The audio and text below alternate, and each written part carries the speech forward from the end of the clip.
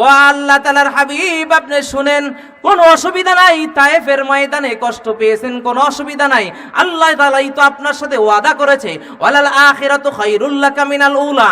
আপনার তায়েফের কষ্টের সময়টা থেকে পরবর্তী সময়টা আপনার দামি, আপনাকে সম্মানিত করবেন।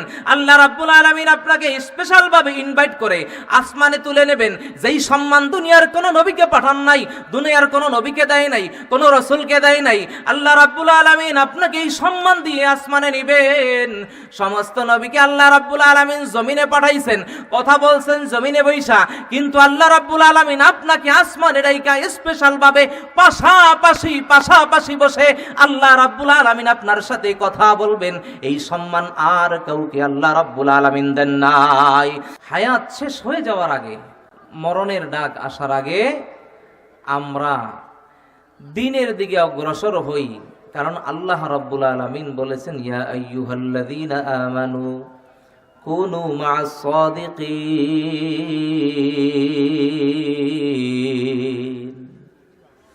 আমার আল্লাহ রাব্বুল আলামিন বলেছেন, হে মুমিন বান্দাগণ, তোমরা সাদিকিনদের সঙ্গী হও, সত্যবাদীদের সঙ্গী হও।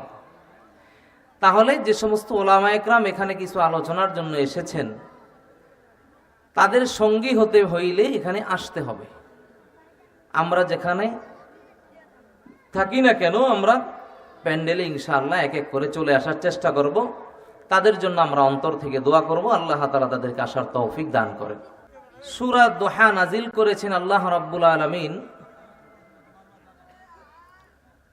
আল্লাহর রাসূল সাল্লাল্লাহু আলাইহি ওয়াসাল্লামকে সান্ত্বনা দেওয়ার জন্য। সর্বপ্রথম যখন কোরআন নাজিল হয়, এই কোরআন নাজিল হওয়ার পরে কিছুদিন কোরআনুল কারীম নাজিল হওয়া বন্ধ ছিল। এই অল্প সময়ে যে কোরআনুল কারীম নাজিল করা বন্ধ ছিল, প্রথমে আল্লাহর রাসূল সাল্লাল্লাহু আলাইহি ওয়াসাল্লামের উপর কোরআনুল কারীম নাজিল হওয়ার পরে আল্লাহর রাসূল মক্কা নগরীর কিছু মানুষদেরকে এই কোরআনের ওহী নাজিল হয়েছে, তিনি নবী হয়েছেন, এই কথাগুলো তাদের গোত্রের লোকদেরকে, আশপাশের লোকদেরকে বলেছেন। যাদের কপাল ভালো তারা মেনেছে, যারা কপাল খারাপ তারা মানেনি। আল্লাহ রাব্বুল আলামিন আল্লাহর রাসূল সাল্লাল্লাহু আলাইহি ওয়াসাল্লামের উপর কিছুদিন কোরআন নাজিল করা বন্ধ রেখেছেন। এখন যারা কোরআন অবতীর্ণ হওয়ার পরে আল্লাহর রাসূলের কথা মানেনি, তারা চিন্তা করে, মুহাম্মদ তো নতুন একটা কথা বলল, তার উপর কোরআন নাজিল হয়, নতুন কিতাব নাজিল হয়, তো সে এর পরবর্তীতে আর কি কি কথা বলে আমরা একটু বুঝি শুনি। আল্লাহ রাসূল সাল্লাল্লাহু আলাইহি ওয়াসাল্লামের কাছে আবার জিজ্ঞাসা করে, মুহাম্মদ, নতুন কোনো কথা তোমার কাছে এসেছে কি? আপনার কি আমার কথা বুঝেন? সমস্যা হচ্ছে না তো? আচ্ছা, দূরে বসলে হবে না, সুন্নতের খেলাফ, একটু সামনে আগেই বসতে হবে, একটু কাছাকাছি বসেন। এই বসাটা ওসিলা করে আল্লাহ তাআলা আমাদের নাজাতের ওসিলা করতে পারে। একটু এখন এই কাফের ওয়া মুসলিমরা আল্লাহ রাসূল সাল্লাল্লাহু আলাইহি ওয়াসাল্লামকে জিজ্ঞাসা করে, মুহাম্মদ, নতুন কোনো কিছু আসছে তোমার কাছে? আল্লাহ রাসূল সাল্লাল্লাহু আলাইহি ওয়াসাল্লাম চুপচাপ কিছু বলেন না। তো একটা মুহূর্ত এমন হইল, কাফের মুশরিকরা বলা শুরু করলো যে মুহাম্মদ যে কথা সে আমাদের কাছে নিয়ে এসেছিল, যার পক্ষ থেকে নিয়ে এসেছিল, সে তাকে ছেড়ে দিয়েছে। অর্থাৎ মুহাম্মাদের রব মুহাম্মদকে ছেড়ে দিয়েছে। এখন এই কথা বলার পরে আল্লাহর রাসূলের মনে একটু ব্যথা পেয়েছেন কিনা, জোরে বলেন, পেয়েছেন। আল্লাহর রাসূল সাল্লাল্লাহু আলাইহি ওয়াসাল্লাম উম্মে হানির ঘরে অবস্থান করছিলেন। তুই দরওয়াজার সামনে দিয়ে আবু লাহাবের স্ত্রী উম্মে জামিল, সে হেঁটে যাচ্ছে, আর নজর পড়ছে মুহাম্মদ সাল্লাল্লাহু আলাইহি ওয়াসাল্লামের দিকে। এখন উম্মে জামিল বলে, মুহাম্মদ, তোমার উপর যে শয়তানটা সওয়ার হয়েছিল সেই শয়তান তোমাকে ছেড়ে দিয়েছে। বলে না নাউজুবিল্লাহ। তোমার উপর যে শয়তান সওয়ার হয়েছিল সেই শয়তান তোমাকে ছেড়ে দিয়েছে। এখন এই কথাটা যখন উম্মে জামিল বলছে, এই কথাটা আল্লাহর রাসূলের বেশি কষ্ট লাগছে। আল্লাহর রাসূল সাল্লাল্লাহু আলাইহি ওয়াসাল্লাম আল্লাহ রাব্বুল আলামিনের দরবারে দরখাস্ত পেশ করেন, ও আল্লাহ, তুমি তো আমার সাথে মহব্বত আর ভালোবাসার রশি জড়াইয়া দিয়েছিল। তোমার সাথে আমার মহব্বতের ধারাবাহিকতা তুমিই গড়েছো, আমার পক্ষ থেকে তোমার কাছে মহব্বতের রশি পাঠানো হয় নাই। তুমি যে আমাকে ভালোবাসো, একটা তার দিয়ে এই মহব্বতের ভালোবাসার তারটা তুমি জোড়া লাগিয়েছ। তুমি আমাকে ভালোবেসে মহব্বতের তার জোর লাগিয়েছ। কোরআনুল কারীমের মতো বড় নিয়ামত আমাকে দান করেছ। তাহলে তুমি যখন আমাকে ছেড়েই দিবা, তাহলে তুমি কেন আমাকে মহব্বতের সহিত এই মহব্বতের তার জোড়া লাগাইছিলা? কথা বুঝেন নাই? আল্লাহ, তুমি আমাকে মহব্বত করো, এই মহব্বতের তার জোড়া লাগাইছো কোরআনুল কারীমের মাধ্যমে। আল্লাহ, যদি আমাকে তোমার মহব্বত থেকে বঞ্চিতই করবা, আলাদাই করে দিবা, তবে কেন আমার সাথে ওই মহব্বতের তারটা জোড়া দিয়েছিলাম? এখন মক্কার কাফের মুশরিক আমাকে বলে, তুমি আমাকে ছেড়ে দিয়েছো, এমনকি একটা নারী, একটা মহিলা পর্যন্ত আমাকে খারাপ ভাষায় বলল, মুহাম্মদ, তোমার উপর যে শয়তান সওয়ার হয়েছিল সেই শয়তান তোমাকে ছেড়ে দিয়েছে। আল্লাহ, এই কষ্টের কথা তোমার দরবারে আমি পেশ করলাম। মহব্বত তুমি পেশ করেছো, আমার পক্ষ থেকে মহব্বতের কোনো প্রস্তাব তোমাকে ছিল না। मोहब्बत एक अजीब शय है, बयान करना नामुमकिन है। मोहब्बत एक अजीब शय है, बयान करना नामुमकिन है। जहां बिजली कड़कती है वहां बारिश बरसती है। मोहब्बत एक अजीब शय है, बयान करना नामुमकिन है। जहां बिजली कड़कती है वहां बारिश बरसती है। ভালোবাসা এমন এক সম্পর্ক, এই সম্পর্ক থেকে আলাদা করা সম্ভব নয়। অন্তরে যার প্রতি ভালোবাসা সৃষ্টি হয়ে যায়, এই ভালোবাসা সহজেও দূর করা যায় না। তুমি যখন কানেক্ট করেছো আমার সাথে, মহব্বতের দরজা খুলে দিয়েছো, মহব্বতের তার জোর লাগিয়েছো, তবে কেন আমাকে ছেড়ে দিলাম? আমি তো এইরকম মহব্বত আর ভালোবাসা চাই নাই, যাতে যেই মহব্বত আর ভালোবাসা কাটছাট হয়ে যাবে, আমি এইটা চাই নাই। আল্লাহ রাব্বুল আলামিন এই আয়াত, এই সূরাকে নাজিল করে আল্লাহর হাবিবকে সান্ত্বনা দেন। জিবরাইল আমিনকে বলেন, জিবরাইল আমিন, ও জিবরাইল যাও, আমার হাবিব মনে দুঃখ পেয়েছে, তার দুঃখ আমি সহ্য করতে পারি না। আমার হাবিব আমাকে ডেকে বলেছে সে কষ্ট পেয়েছে, আমি তাকে কষ্ট দিতে চাই নাই।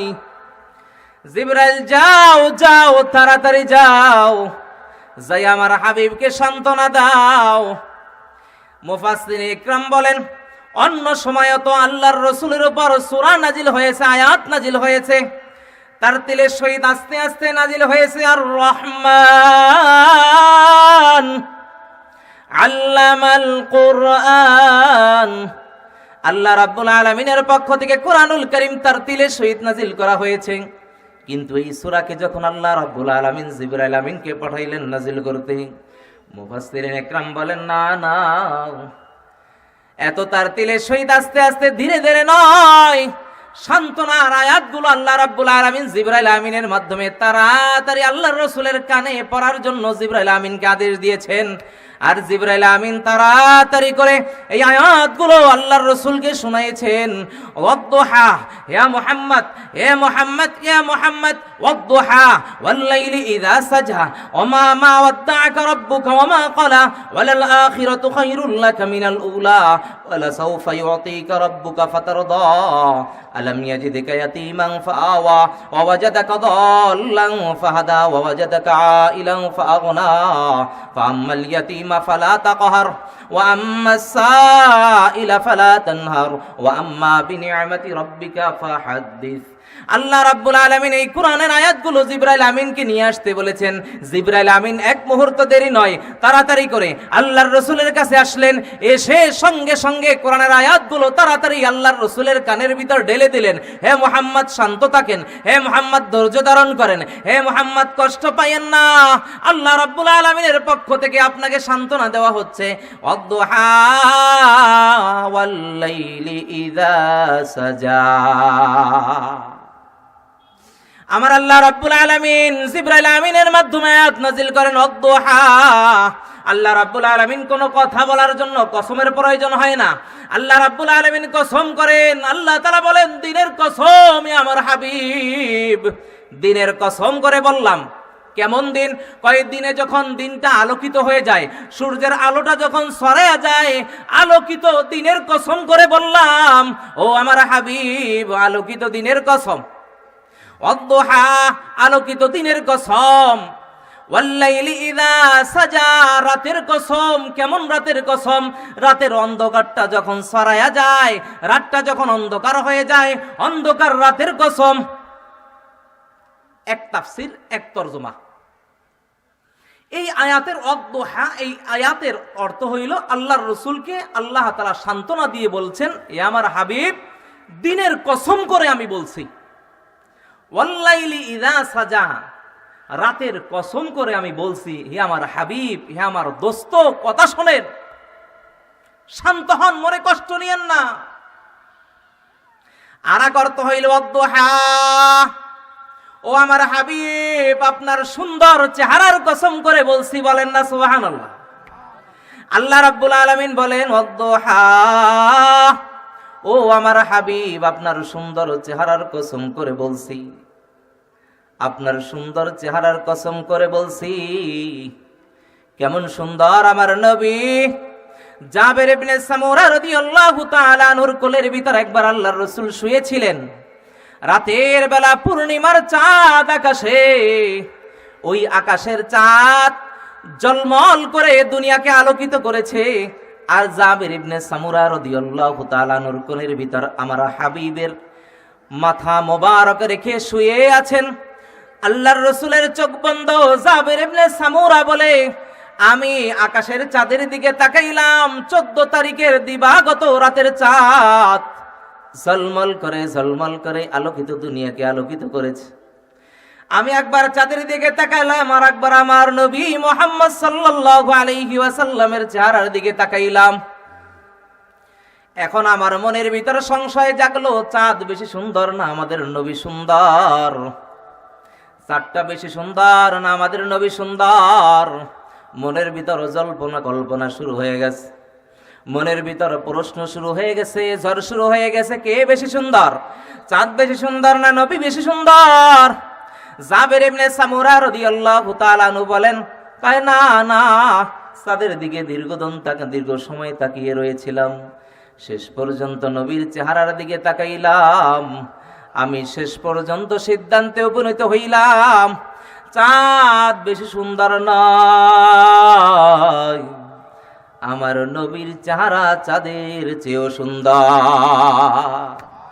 चाँद से तशबीह देना ये क्या इंसाफ है, चाँद से तशबीह देना ये क्या इंसाफ है, चाँद में तो दाग है मदनी का चेहरा साफ है, चाँद में तो दाग है मदनी का चेहरा साफ है, नजूई मिसाले मोहम्मद, नयाबी मिसाले मोहम्मद। আল্লাহ রাসূল সাল্লাল্লাহু আলাইহি ওয়াসাল্লামকে আল্লাহ রাব্বুল আলামিন বলেন, ওয়াদ-দুহা, ও আমার হাবিব, আপনার সুন্দর চেহারার কসম করে বললাম, আপনার সুন্দর চেহারার কসম করে বলি, ওয়াল্লাইলি ইযা সাজা, ওয়াল্লাইলি ইযা সাজা আর এক অর্থ হইল আল্লাহর রসুলের মাথার চুলগুলি ছিল মিসমিচে কালা, এত বেশি কালো মিসমিস করতো, দেখলে চোখটা জুড়াইয়া যাইতো, এত সুন্দর চুল। আল্লাহর রাসূল সাল্লাল্লাহু আলাইহি ওয়াসাল্লামকে আল্লাহ রাব্বুল আলামিন বলেন, ইয়া আমার হাবিব, আপনার মাথার কালো চুলের কসম করে বলছি, আপনি একটু থামেন, শান্ত হন, কথা শোনেন। দুই অর্থ। কয় অর্থ গেল? ওয়াদ্দুহা দিনের কসম, আলোকিত দিনের কসম, ওয়াল্লাইলি ইযা সাজা অন্ধকার রাতের কসম। ওয়াদ্দুহা এক তরজমা আল্লাহর রসুলের চেহারার কসম, ওয়াল্লাইলি ইযা সাজা আল্লাহর রসুলের মাথার চুল কালো, মিসমিসে কালো চুলের কসম। এরপরে আল্লাহ তাআলা বলেন কি, মা ওয়াদ্দাআকা রাব্বুকা ওয়া মা ক্বালা। আল্লাহ রাব্বুল আলামিন বলেন, ও আমার হাবিব শোনেন, দিনের কসম, আপনার চেহারার কসম, রাতের কসম, আপনার মাথার চুলের কসম করে বললাম, ও আমার হাবিব, আমি আপনাকে ছেড়ে দেই নাই, আপনার থেকে আমি চেহারাও ঘুরাই নেই নাই। বলেন না সুবহানাল্লাহ। আল্লাহ তাআলার হাবিবকে আল্লাহ রাব্বুল আলামিন বলেন, ও আমার হাবিব শোনেন, আপনাকে আমি ছাড়ি নাই, আপনার থেকে আমি চেহারাও ঘুরাই নাই। তাহলে কি হইছে? ওয়ালাল আখিরাতু খায়রুল লাকা মিনাল উলা। সান্ত্বনা দেয় আল্লাহর রাসূলকে, আল্লাহ তাআলা সান্ত্বনা দেন। কি সান্ত্বনা? আমি আপনাকে ছাড়ি নাই। কাফের মুশরিকরা যে আপনাকে বিভিন্ন ধরনের কথা বলে, এই কথাগুলো ঠিক না, আমি আপনাকে ছাড়ি নাই, আপনার থেকে আমার চেহারাকেও আমি ঘুরাইয়া নেই নাই, বরং কি আপনি শান্ত হন। ওয়ালাল আখিরাতু খায়রুল লাকা মিনাল উলা। ও আমার হাবিব শোনেন, আপনার যে এখন যে জামানা চলতেছে, সময়টা চলতেছে, এই সময়টার পরবর্তী যে সময় আসবে, ওই সময়টা আপনার এই সময় থেকে বেশি ভালো। বলেন না সুবহানাল্লাহ। এখানে দুই অর্থ আছে। একটা হলো যেই সময় আল্লাহ রাসূল সাল্লাল্লাহু আলাইহি ওয়াসাল্লাম ছিলেন, অর্থাৎ নবুয়ত পেয়েছেন, নবুয়ত পাওয়ার পরে কাফের মুশরিকরা কষ্ট দিয়েছেন, এই অবস্থায় আছেন। আল্লাহর রাসূলকে আল্লাহ তাআলা বলেছেন, শোনেন, এখন কাফের মুশরিকরা আপনাকে কষ্ট দিচ্ছে, এই সময়ের পরের সময়টা আপনার জন্য ভালো, এই সময়ের পরের সময়টা আপনার জন্য ভালো, প্রথম সময়টা পরের সময়টা আপনার জন্য ভালো, প্রথম সময়টা থেকে পরের সময়টা ভালো। কয় কিভাবে ভালো? কয় আপনি কালেমার দাওয়াত দিয়েছেন, আপনি একা ছিলেন, ওই কালেমার দাওয়াত দেওয়ার পরে কিছু মানুষ আপনার অনুসারী হবে, ওই আবু বকরের মতো একজন বন্ধু হবে, সাথী হবে, ওমরের মতো একজন সঙ্গী হবে, উসমানের মতো একজন সঙ্গী হবে, আলীর মতো একজন সঙ্গী হবে। কয় যারা আপনার জন্য জান কোরবান করতে তৈয়ার থাকবে, এমন কিছু সাথী আপনার জন্য নির্ধারিত হবে। ভাই আপনার এই সময়টা যেটা আছে, এই সময়টা ভালো, আপনি নবুয়ত পেয়েছেন, এই সময়টা ভালো, কিন্তু নবুয়তের পরের সময়টা যখন আবু বকর, ওমর, ওসমান, আলী যখন ইসলাম ধর্ম গ্রহণ করবে, তখন ওই সময়টা এই সময়ের থেকে ভালো। কথা বুঝে আসছে না আপনাদের? ওয়ালাল আখিরাতু খায়রুল লাকা মিনাল উলা। এই সময়টা থেকে পরবর্তী সময়টা ভালো। কয় ইয়া রাসূলুল্লাহ, ইয়া হাবিবাল্লাহ, ও আমার হাবিব শোনেন, আপনাকে কাফের মুশরিকদেরকে ঈমানের দাওয়াত দেওয়ার পরে কাফের মুশরিকরা আপনাকে কষ্ট দিয়া শিআবে আবু তালেব নামের একটা স্থানে আপনাকে বন্দী করে রাখবে। কাফের মুশরিকদেরকে কাফের মুশরিকরা আপনাকে বন্দী করে রাখবে, আপনার অনুসারীদেরকেও আপনাকে বন্দী করে রাখবে। কোনো অসুবিধা নেই, কোনো অসুবিধা নাই। ওই শিআবে আবু তালেবের 3 বছর কষ্টের চেয়ে পরবর্তী সময়টা আপনার ভালো। বলেন না সুবহানাল্লাহ। শিআবে আবু তালেবে যেমন একটা কষ্ট সহ্য করবেন, এমন কষ্ট খাবার নাই, খাবারের কোনো ব্যবস্থা নাই, খাবার নিয়ে কেউ ঢুকতে পারবে না, নিষেধাজ্ঞা রয়েছে, ওখান থেকে কেউ বের হইতে পারবে না, নিষেধাজ্ঞা আছে, কষ্ট সহ্য করেন, কোনো অসুবিধা নেই। এর পরবর্তী সময়টা আপনার জন্য ভালো। কয় কেমন ভালো? কয় কেমন ভালো? শোনেন, আপনি কেমন ভালো? ভালো হইল আপনি যখন শিআবে আবু তালেবের 3 বছর জেলখানা থেকে বের হবেন, এরপরের সময়গুলো আপনার ভালো। কাই কিভাবে ভালো? বের হওয়ার পরেই তো স্ত্রী ইন্তেকাল করলেন, মা খাদিজা। কয় তারপরেও ভালো। কয় কিভাবে ভালো? কয় এরপরেই তো চাচা ইন্তেকাল করলো। কয় কেমন ভালো? কয় এরপরে কেমন ভালো হবে? কয় ভালো হইল আপনি তায়েফের ময়দানে যাবেন। তায়েফের ময়দানে যাওয়ার ইরাদা করলেন আল্লাহর রাসূল সাল্লাল্লাহু আলাইহি ওয়াসাল্লাম। তায়েফের প্রান্তরে চিন্তা করলেন, মক্কাবাসী, মক্কার সর্দাররা ঈমান গ্রহণ করে না। তায়েফের প্রান্তরে যাই, সেখানের মানুষগুলো যদি ইসলাম কবুল করে ইসলামের শক্তি বাড়বে। এই কথা ইরাদা করে তায়েফের ময়দানে সফর করলেন, সর্দারদের কাছে গেলেন। এক সর্দার বলল, তোমাকেই আল্লাহ তাআলা পাইছে নবী বানাইতে, আর কেউ রেফায় নেই, যাও এইখান থেকে। আরেকজন বলে, না না, তুমি যদি সত্য নবী হয়ে থাকো, আমি যদি তোমাকে না মানি আমি ক্ষতিগ্রস্ত হব। আর যদি তুমি মিথ্যাবাদী হও তাহলে তোমার সাথে কথা বলার আমার কোনো প্রয়োজন নাই। এক এক করে তিনজন সর্দার এমন ভাবে কথা বলল যে তারা তিনজন আর একজন ঈমান গ্রহণ করলো না। সঙ্গে সঙ্গে কি করলো, করুণ অবস্থা। ওই তায়েফের প্রান্তরের ছোট ছোট মাসুম বাচ্চা, ছোট ছোট সন্তানদেরকে, ছোট ছোট ছেলেদেরকে লেলিয়ে দিল। যা যা, ওই মক্কা থেকে এক পাগল এসেছে, বলেন না নাউজুবিল্লাহ। যা যায়, মক্কা থেকে এক পাগল এসেছে, ওই পাগলটাকে পাথর মেরে রক্তাক্ত করে আমাদের এলাকা থেকে দূর দূর করে তাড়িয়ে দে। আল্লাহর রাসূল সাল্লাল্লাহু আলাইহি ওয়াসাল্লামকে ওই তায়েফের ময়দানের ছোট্ট ছোট্ট শিশু বাচ্চারা আল্লাহর রাসূলের গায়ের ভিতর শক্ত শক্ত পাথরগুলো নিক্ষেপ করে আল্লাহর রাসূল সাল্লাল্লাহু আলাইহি ওয়াসাল্লামের শরীর মোবারক থেকে রক্ত ঝরাইলো। রক্তগুলো পরে আল্লাহর রাসূলের পায়ের সাথে জুতা মোবারক লেগে যায়। আল্লাহর রাসূল সাল্লাল্লাহু আলাইহি ওয়াসাল্লামের কষ্ট, রক্ত শরীর থেকে দরদর করে নিচে পড়ে। আল্লাহর রাসূলের খাদেম রক্তগুলো মুছে মুছে জমিনে পড়তে দেয় না। আল্লাহ রাব্বুল আলামিন দেখেন আসমানে বসে আমার আল্লাহ তাআলার হাবিবের গায়ে আঘাত, রক্ত রঞ্জিত হয়ে শরীরটা এমন দুর্বল হয়ে যায়, শরীর কাঁপা শুরু হয়ে যায়।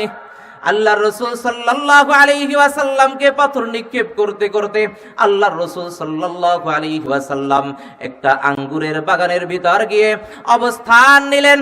অবস্থান নেওয়ার পরে আল্লাহ রাব্বুল আলামিন জিবরাইল আমিনকে পাঠিয়ে দেন, জিবরাইল যাও যাও আমার হাবিবের কাছে গিয়ে বলো আজকে ফয়সালা তার হাতে, যদি সে চায় তায়েফের সমস্ত মানুষকে আমি ধ্বংস করে দিব। তার হাতে ফয়সালা, তার সে ফয়সালা যেটাই চাই ওইটাই আমি আজকে করে দিব। আলাইহি ওয়াসাল্লামের কাছে জিবরাইল আমিন এসে বলে, ইয়া রাসূলুল্লাহ, ইয়া হাবিবাল্লাহ, আল্লাহ রাব্বুল আলামিন আমাকে পাঠাইছেন। ওই যে দেখেন পাহাড়ের যত ফেরেশতা আছে তারাও উপস্থিত আছে। আপনি যদি একটু আদেশ করেন, দুই পাহাড়ের মাঝে তাদেরকে তায়েফবাসীকে কসলে দিয়ে ভর্তা করে ধ্বংস করে দিবে। আল্লাহ রাব্বুল আলামিন বলেন, আল্লাহ না না, আমি চাই না তারা ধ্বংস হয়ে যাক। তারা আমাকে চিনে নাই, তাদের পরবর্তী প্রজন্ম যারা আসবে তারা ঈমান ইসলাম গ্রহণ করবে, তারা আমাকে নবী বলে স্বীকার করবে। আল্লাহ রাব্বুল আলামিন আপনাকে রব বলে স্বীকার করবে। আপনি ধ্বংস করবেন না, আমি ধ্বংস চাই না, আমি চাই তারা জীবিত থাকুক, তাদেরকে আপনি ক্ষমা করে দেন। ওমা আরসালনাকা ইল্লা রাহমাতান লিল আলামিন।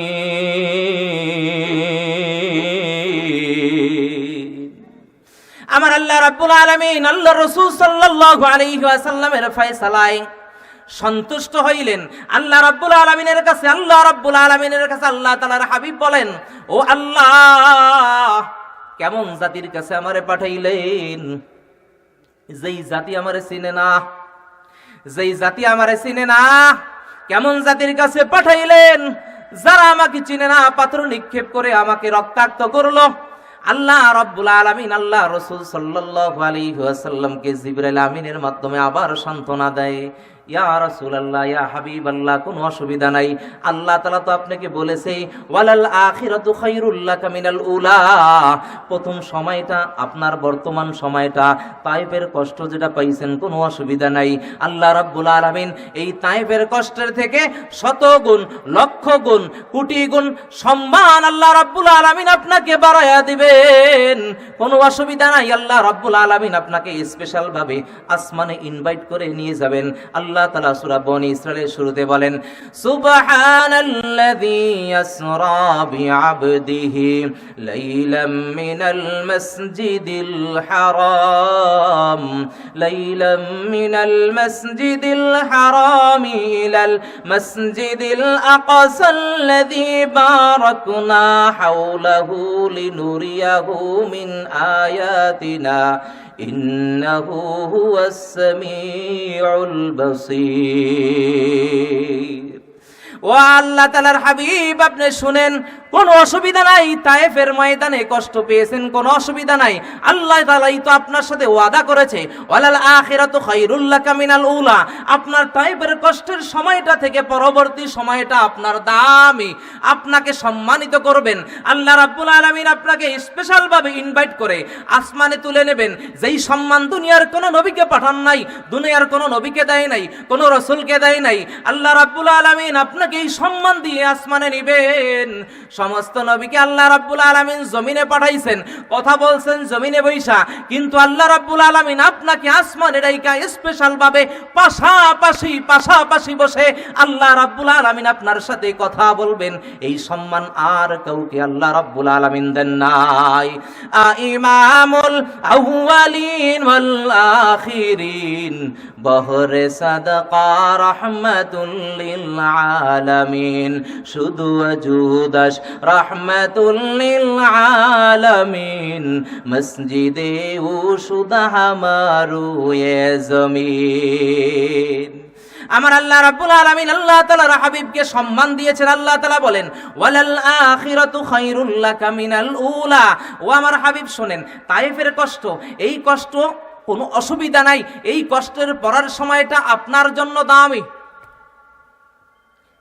এইখানে কথা অনেক লম্বা, ওদিকে যাচ্ছি না আমি, আর একটা অর্থ বলে শেষ করি। ওয়ালাল আখিরাতু খায়রুল লাকা মিনাল উলা। আল্লাহ রাব্বুল আলামিন আল্লাহ তাআলার হাবিবকে বলছেন, ও আমার হাবিব শোনেন, আপনার দুনিয়ার জীবন হলো এই সময়, এর পরবর্তী সময় হলো আখিরাত। ওই আখিরাতের সময়টা দুনিয়ার সময় থেকে দামি। ওই আখিরাতের সময়টা দুনিয়ার সময় থেকে দামি। কই কিভাবে দামি? কই কিয়ামতের ময়দানে সমস্ত মানুষগুলো যখন কিয়ামতের ভয়াবহ অবস্থা দেখে এদিক সেদিক ছোটাছুটি করবে, মাথার উপরে সূর্যের তাপে জমিনটা তামার হয়ে যাবে, মানুষগুলো ঘামের ভিতর দাঁড়িয়ে থাকবে, কেউ হাঁটু সমান ঘামের ভিতর, কেউ মাজা সমান ঘামের ভিতর, কেউ ঘামের ভিতর সাঁতরাইতে থাকবে। এই কঠিন মুহূর্তে, ওই কঠিন মুহূর্তে মানুষগুলো বিভিন্ন জায়গায় ছোটাছুটি করবে। একদল হয়ে আদম আলাইহিস সালাতু ওয়াস সালামের কাছে যাবে। আদম আলাইহিস সালাতু ওয়াস সালামকে বলবেন, আদম আপনি আমাদের পিতা, আল্লাহ তাআলার কাছে সুপারিশ করেন আমাদের বিচার কার্য শুরু করার জন্য। আদম আলাইহিস সালাতু ওয়াস সালাম বলবেন, না না আমি পারবো না। আর এক নবীর কাছে যাও, ইব্রাহিম আলাইহিস সালাতু ওয়াস সালামের কাছে যাও। ইব্রাহিম আলাইহিস সালাতু ওয়াস সালাম বলবেন, না না আমি পারবো না। মুসা আলাইহিস সালাতু ওয়াস সালামের কাছে যাও। মুসা আলাইহিস সালাতু ওয়াস সালাম বলবেন, না না আমি পারবো না। ভাই এইরকম ধারাবাহিকভাবে নবীদের কাছে ঘুরতে থাকবে, শেষ পর্যন্ত ঈসা আলাইহিস সালাতু ওয়াস সালামের কাছে যাবে। ঈসা আলাইহিস সালাতু ওয়াস সালামের কাছে যাওয়ার পরে ঈসা আলাইহিস সালাতু ওয়াস সালাম বলবেন, না না আমিও পারবো না। আজকে কিয়ামতের ময়দানে এই সম্মান আল্লাহ রাব্বুল আলামিন আর কোন নবী এবং রাসূলকে দেন নাই।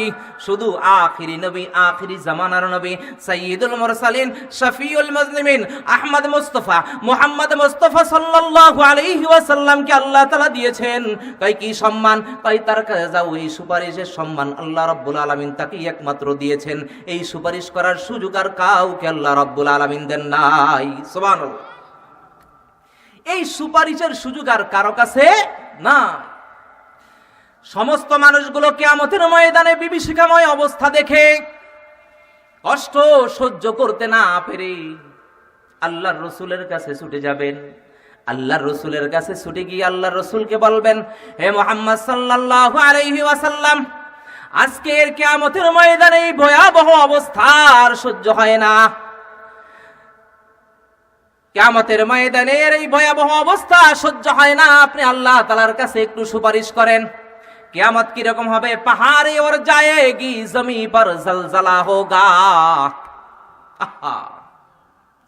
पहाड़ी उड़ जाएगी, जमी पर जलजला होगा। দুনিয়ার যত পাহাড় আছে তুলার নাই, উড়তে থাকবে উড়তে থাকবে। আমার আল্লাহ রব্বুল আলামিনের ক্ষমতা কত বেশি। पहाड़ी उड़ जाएगी, जमी पर जलजला होगा। পাহাড় সমূহ তুলার নাই উড়তে থাকবে, জমিনের ভিতর কম্পন সৃষ্টি হয়ে যাবে, ভূমিকম্প শুরু হয়ে যাবে। পাহাড়ি উড় जाएगी, जमी पर जलजला होगा। अदालत पर खुदा होगा, मोहम्मद तख्त पर होगा, अदालत पर खुदा होगा। আল্লাহ রাব্বুল আলামিন বিচারক হিসেবে থাকবেন। আমার নবী আল্লাহর রাসূল সাল্লাল্লাহু আলাইহি ওয়াসাল্লাম ওকালতি করবেন, সুপারিশ করবেন আমাদের জন্য। এমন কিয়ামতের ময়দানের ভয়াবহতা আল্লাহর রাসূল সাল্লাল্লাহু আলাইহি ওয়াসাল্লামের কাছে মানুষগুলো যখন বলবেন কিয়ামতের বিচার কার্য শুরু করার জন্য আপনি একটু আল্লাহ তাআলার দরবারে সুপারিশ করেন, আর সহ্য হচ্ছে না। আল্লাহ রাব্বুল আলামিন আল্লাহর রাসূল সাল্লাল্লাহু আলাইহি ওয়াসাল্লাম এত সম্মান দান করেছেন আল্লাহ তাআলা। আল্লাহ তাআলার হাবিব সিজদায় পড়ে কান্না শুরু করে দিবেন, কান্না শুরু করে দিবেন, কান্না শুরু করে দিবেন। জিবরাইল আমিনকে পাঠাইবেন। আল্লাহ রাব্বুল আলামিন জিবরাইল আমিনকে আল্লাহর রাসূলের কাছে পাঠাইয়া বলবেন, জিবরাইল যাও, আমার হাবিব কেন কাঁদে? আমার হাবিবের কান্না তো আমার সহ্য হয় না। আমার হাবিবকে কান্না বন্ধ করতে বলো। আজকে কি চাই কি চাই, আমি আমার হাবিবকে তাই দিয়ে দিব। আজকে আমার হাবিব কি চাই আমি তাই দিব, কান্না বন্ধ করতে বলো। হাবিবে খোদা আশরাফে আম্বিয়া কে আরশে মজিদ শুবুদ মুত্তাকা সওয়ারে জাহাগীর একরা বোরাক কে বুগজাশতে আজ কাজের নেলি রওয়াক। আজকে কি চায় আমার হাবিব, আমি তাকে তাই দিব। মাথা তুলতে বলো, কান্না বন্ধ করতে বলো, তার কান্না আমার সহ্য হয় না। এই যে আখিরাত, দুনিয়ায় আমার হাবিব শোনেন, আপনার দুনিয়ার জীবন যেটা আছে, এই দুনিয়ার জীবন থেকে পরবর্তী আখিরাতের সময়টা আপনার ভালো, আপনার জন্য আখিরাত ভালো। সর্বপ্রথম সম্মান এই সুপারিশ দিয়েই আল্লাহ তাআলা আমাদের হাবিবকে সম্মানিত করবেন কিয়ামতের ময়দানে। বলেন না সুবহানাল্লাহ। আল্লাহ রাব্বুল আলামিন বলেন, ওয়ালা সাউফা ইউতিকা রাব্বুকা ফাতারদা। শুধু তাই নয়, আমার হাবিব আপনি শান্ত থাকেন, শান্ত থাকেন, চুপ করে আপনি কান্না করেন না, আপনি শান্ত হন। আপনার মনের ব্যথা আমি সহ্য করতে পারি না, আপনি শান্ত হন। আরো দিব, আপনার কি দিব? ওয়ালা সাউফা ইউতিকা রাব্বুকা ফাতারদা।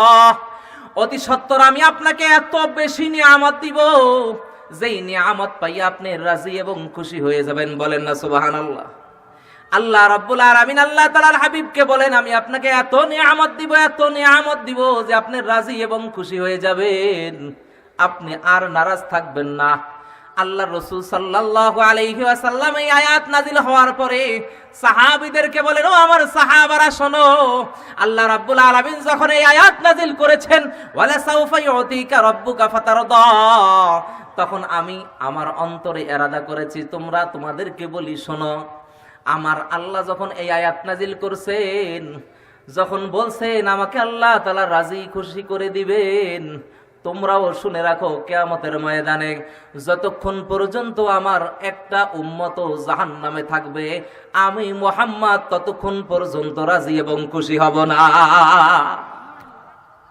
যতক্ষণ পর্যন্ত আমার একটা উম্মত জাহান্নামে থাকবে, ততক্ষণ পর্যন্ত আমি মুহাম্মদ রাজি এবং খুশি হব না। সাহাবা আজমাইন বলেন, এই আয়াত নাজিল হওয়ার পরে আল্লাহর রাসূল যখন এই কথা বললেন, আমাদের মনে একটা সান্ত্বনা পাইলাম, তাহলে আমরা সবাই জান্নাতে যাব, কেউই জাহান্নামে থাকবো না। কথা বুঝেন নাই?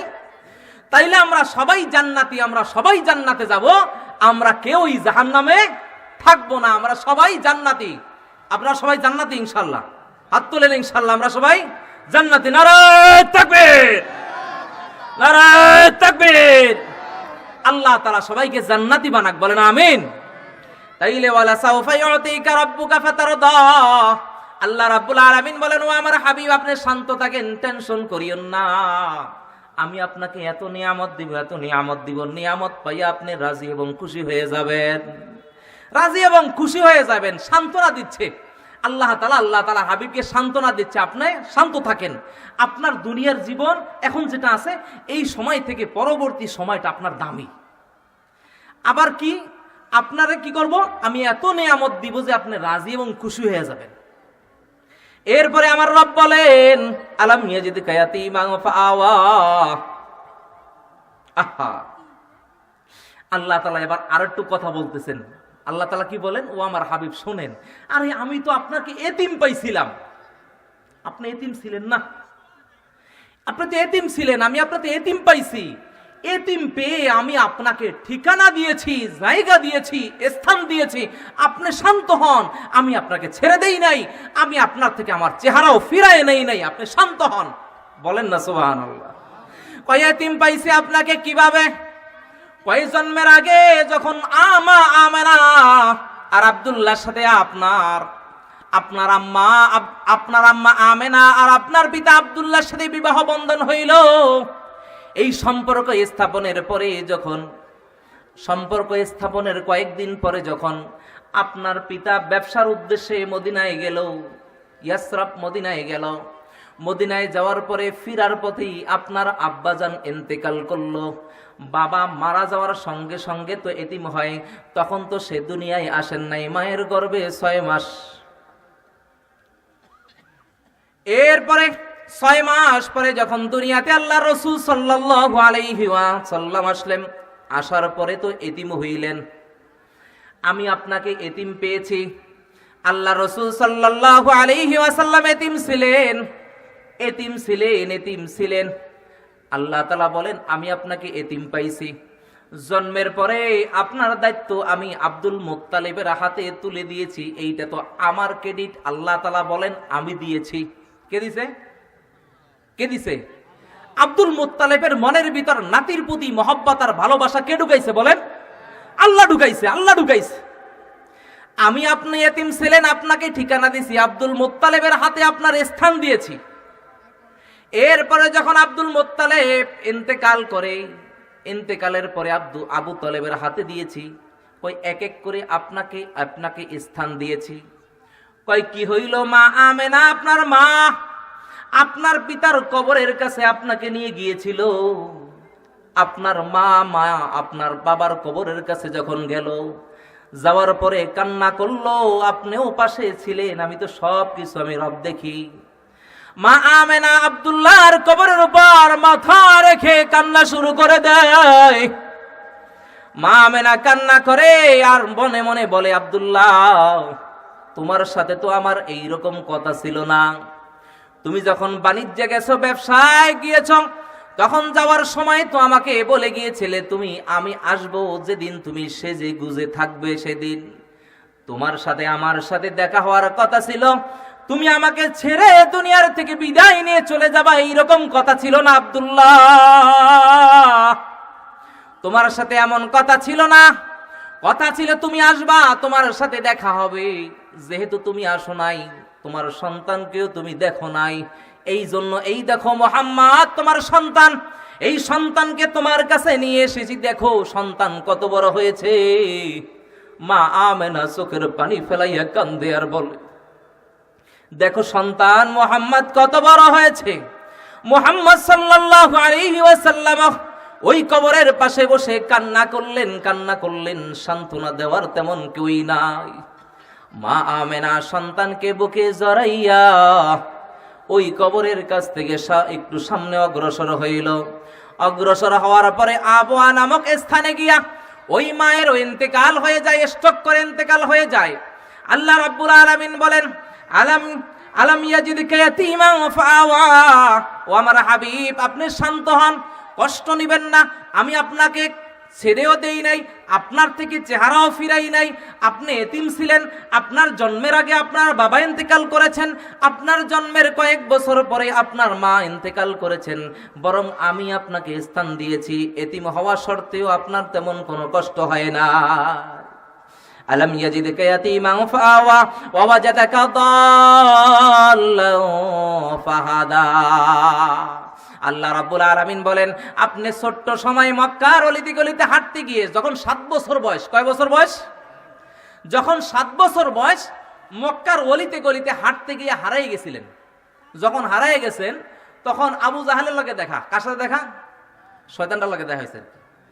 আবু জাহেলের সাথে দেখা হয়েছে। দেখা হওয়ার পরে সে কি করছে? আবু জাহেল আল্লাহর রাসূল সাল্লাল্লাহু আলাইহি সাল্লামকে তার ঘোড়ার পিছনে চড়াইয়া ঘরে পৌঁছাইয়া দিয়েছেন। আল্লাহ তাআলা ওইটা বলেন, ও আমার হাবিব, আপনি তো রাস্তা হারাই ফেলছিলেন, ওয়াজাদাকা দাল্লান ফাহাদা, আপনি রাস্তা হারাই ফেলছিলেন, আমি আপনাকে রাস্তা দেখাইছি, মানে ঘরে পৌঁছাইয়া দিছি। আপনি কেন টেনশন করেন? আমি আপনাকে ছাড়ি নাই, আমি আপনাকে ছাড়বো না।